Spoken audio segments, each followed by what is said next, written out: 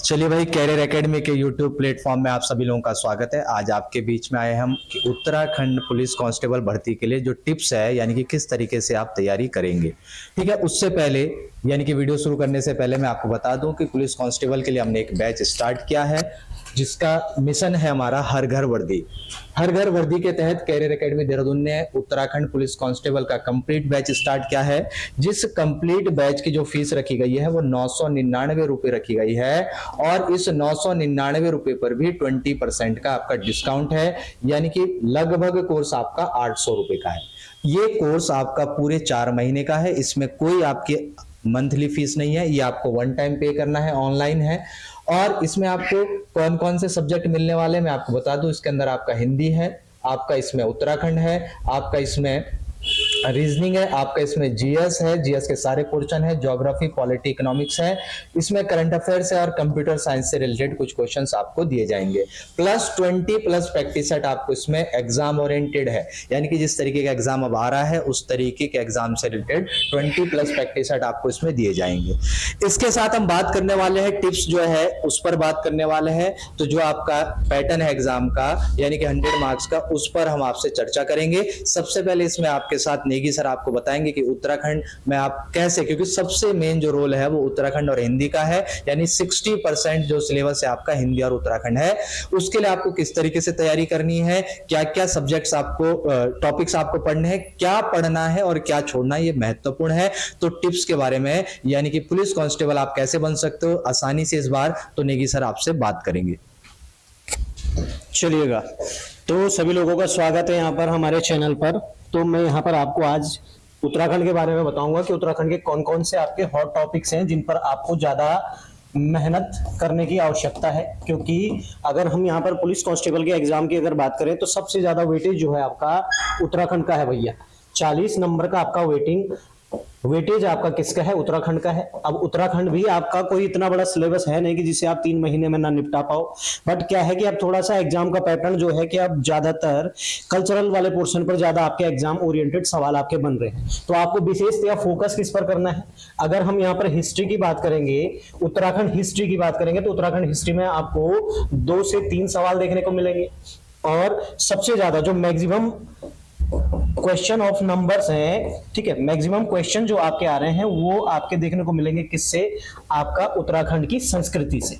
तो यहां पर आपको एक बात समझनी है कि आपको विशेषतः फोकस देना है आपको किस पर? मैक्सिमम फोकस आपको देना है यहाँ पर उत्तराखंड की संस्कृति पर। अब संस्कृति के लिए आपको क्या क्या चीजें पढ़नी है? तो यहाँ पर सबसे पहले तो आपको क्या है कि जो हमारी जिला सीरीज है, ठीक है, जिला सीरीज यानी उत्तराखंड के जो 13 जिले हैं, 13 जिलों को अगर आपने आसानी से पढ़ लिया, ठीक है, 13 जिलों को अगर आपने आसानी से पढ़ लिया तो उसमें लगभग आपका क्या है कि यहाँ पर बहुत सारी चीजें आपका कल्चरल पोर्शन आपका कंप्लीट हो जाएगा। जैसे मेले आपके हो जाते हैं, इसके अलावा नृत्य आपके हो जाते हैं, मंदिर आपके हो जाते हैं, क्योंकि मंदिर भी हमारा उत्तराखंड की संस्कृति का ही एक भाग है। ठीक है, तो ये सब चीजें आ जाएंगी। यानी अगर आप जिला पढ़ते हो यहाँ पर तो जिला में लगभग हम ये मान सकते हैं कि हम 60% सिलेबस आपका कवर अप कर लेते हैं। 10% 20% के करीब आपका हिस्ट्री है और बाकी जो बचा आपका 20% पर आपको सबसे ज्यादा मेहनत करने की आवश्यकता है, और वो फिर से आपका यही है कि संस्कृति। अब संस्कृति में एक पोर्शन तो मैंने आपको ये बता दिया कि जिला सीरीज आपको पढ़ना है। दूसरा अगर मैं बात करूं यहाँ पर तो आपको अब विशेष फोकस जो ये 20% वाला है, इस 20% में आपको उत्तराखंड के लोक नृत्य पर फोकस करना है, ठीक है, लोकगीत पर फोकस करना है। इसके अलावा जो परंपराएं हमारी रही है, परंपरा इन द सेंस कि हमारे इधर इनको रिवाज बोलते हैं, रिवाज या फिर हम प्रथा पर बात कर सकते हैं, इन पर विशेष फोकस रखना है। इसके अलावा आपका जो जनजातियां हैं, जनजातियों पर विशेषतया आपने फोकस करना है। तो ये हमारे हॉट टॉपिक हैं, इन पर आपको विशेष जोर रखना है। क्योंकि अब जो नया पैटर्न है भैया, हिंदी भी आपका 20 नंबर का है, बट इस 20 में से भी अगर आप देखें तो 7 से 8 सवाल आपके क्या हैं? उत्तराखंड की बोली से। किससे हैं? उत्तराखंड की बोली से हैं।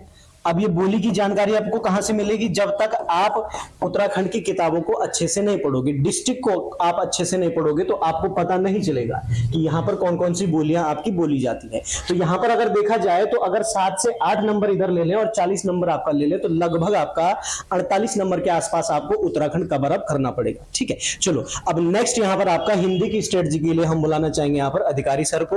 वो आपको बताएंगे कि आपको हिंदी व्याकरण में क्या क्या पढ़ना है और क्या क्या छोड़ना है।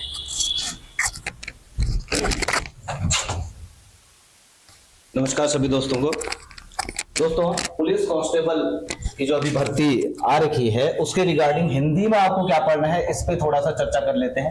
20 मार्क्स का इसका वेटेज है, 20 मार्क्स का यानी कि 20 नंबर या 20% का इसका वेटेज है या मार्क्स कह लीजिए। कहां से पूछे जा रहे हैं वर्तमान में? पहला जो है हिंदी लिटरेचर यानी कि हिंदी साहित्य से संबंधित क्वेश्चन पूछे जा रहे हैं, 2 से 3 क्वेश्चन।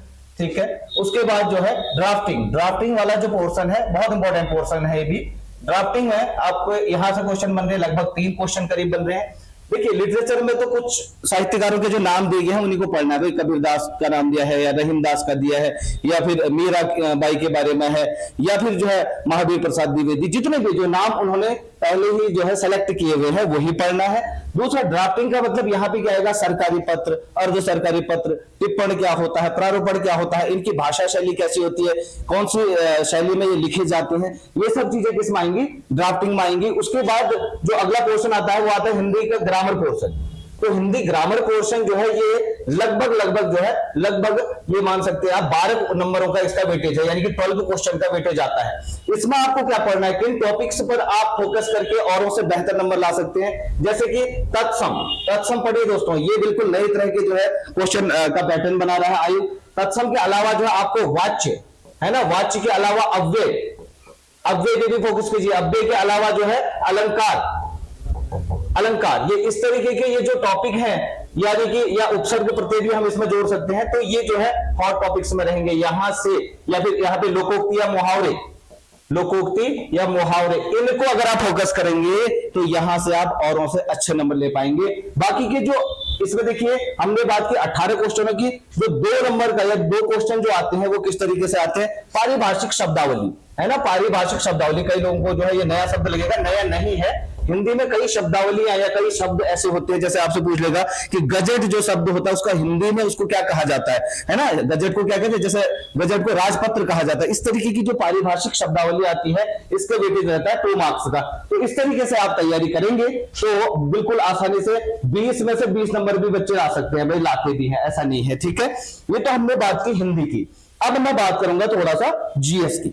जीएस में आप सब जानते हैं history, geography, political science and economics जिसे कहते हैं। ठीक है, ये 4 तो है।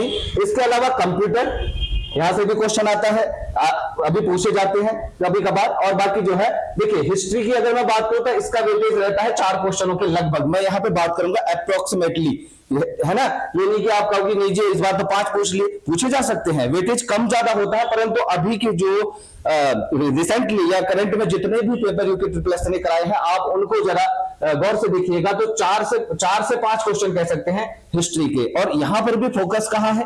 एक क्वेश्चन दे रहा है आपका प्राचीन भारत से और बाकी के आपके 3 कम से कम क्वेश्चन दे रहा है मिडविल यानी कि मध्यकालीन भारत का इतिहास से। ठीक है, मैं बात करूं ज्योग्राफी की, तो ज्योग्राफी में जो है दोनों इंडियन ज्योग्राफी और वर्ल्ड ज्योग्राफी दोनों को ही फोकस कर रहा है। क्या पूछ रहा है? जल संधियां पूछ ले रहा है ना, वनों को पूछ ले रहा है, घासों के मैदान पूछ ले रहा है। इस तरीके के क्वेश्चन जो बन रहे हैं वो दोनों से ही बन रहे हैं, इंडियन एंड वर्ल्ड ज्योग्राफी से। तो इसका भी वेटेज जो है लगभग 6 क्वेश्चन का है, ये भी आपको ध्यान रखना है। अब मैं आता हूं इको पे, इसका भाई फोकस बढ़ा दिया है। मैं कहूंगा जीएस में इसका अपना एक बड़ा रोल होता चला जा रहा है, धीरे धीरे बढ़ रहा है। इको के जो क्वेश्चन है 8 से 9 क्वेश्चन तक पूछे जाने लग गए हैं। ये बड़ा वेटेज है अपने आप में, है ना, ये बहुत बड़ा वेटेज मैं कह सकता हूं इको पे। तो इकोनॉमिक्स पे क्या पढ़ना है आपको? भाई पूछे तो सरल ही क्वेश्चन जाते हैं, परंतु टॉपिक के हिसाब से कि आप जो है क्या पढ़ रहे हैं ये इंपॉर्टेंट होता है। तो इसमें बहुत सारे ऐसे हॉट टॉपिक है, उन पे भी हम बात करेंगे जब हम ये चीज पढ़ाएंगे। उसके अलावा मैं बात करता हूं पॉलिटी की, तो पॉलिटी के जो क्वेश्चन लगभग आ रहे हैं ये 4 से 5 क्वेश्चनों का इनका भी वेटेज है।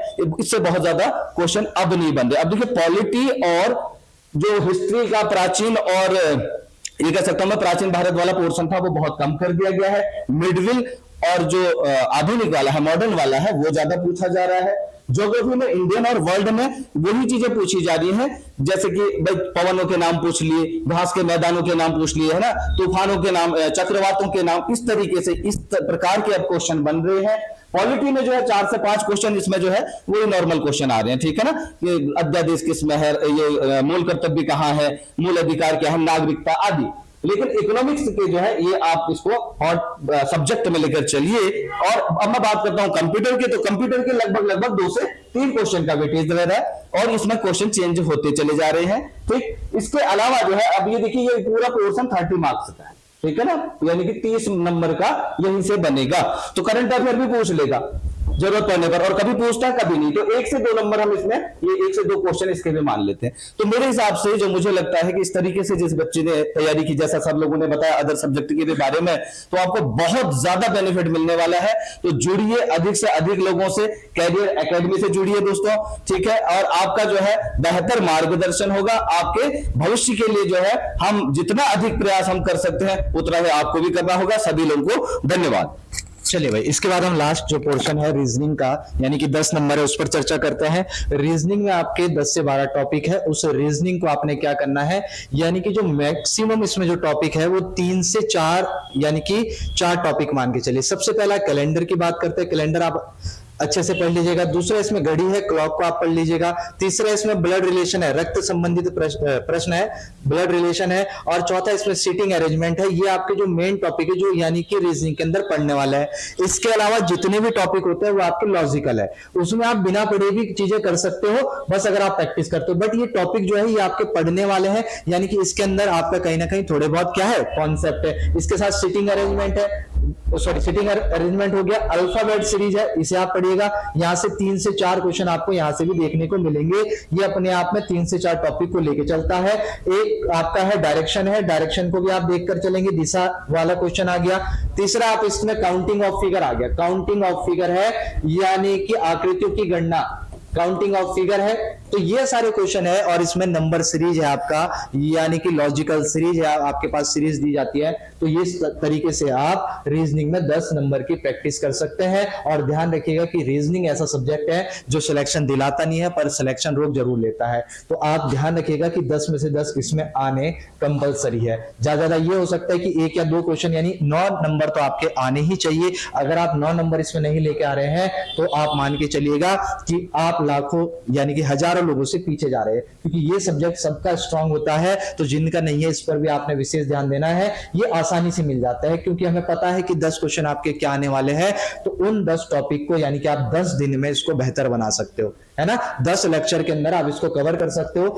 एक टॉपिक को पूरे अच्छे से पढ़कर आपने 10 नंबर आपके हाथ में आ जाएंगे। और 10 नंबर अगर आपके पास आ गए तो आप समझिएगा कि हजारों लोगों से आप आगे निकल गए, ठीक है। तो आपका 20 नंबर हिंदी है, यानी कि बात करते हैं हम हिंदी की, तो 20 में आप 20 भी अचीव कर सकते हैं। 2 ही ऐसे सब्जेक्ट है आपके इस पूरे सिलेबस में जहां आप फुल आउट ऑफ फुल कर सकते हो। एक हिंदी है, 20 में से 20 ला सकते हो, और एक दूसरा रीजनिंग है जिसमें 10 में से 10 ला सकते हो। इसके अलावा जीएस और उत्तराखंड ऐसे है जिसमें लाना थोड़ा टफ है। ऐसा नहीं कि आएंगे नहीं, पर थोड़ा सा लाना टफ है क्योंकि सिलेबस बहुत वास्ट है। तो चलिए अपनी वीडियो को यही हम अब फिनिश करते हैं। तो ये थी आप लोगों के लिए स्ट्रेटेजी, किस तरीके से आप चीजों को पढ़ेंगे, किस तरीके से अपनी तैयारी को बेहतर करेंगे। जय हिंद, मिलते हैं आपसे नेक्स्ट वीडियो में, तब तक के लिए धन्यवाद।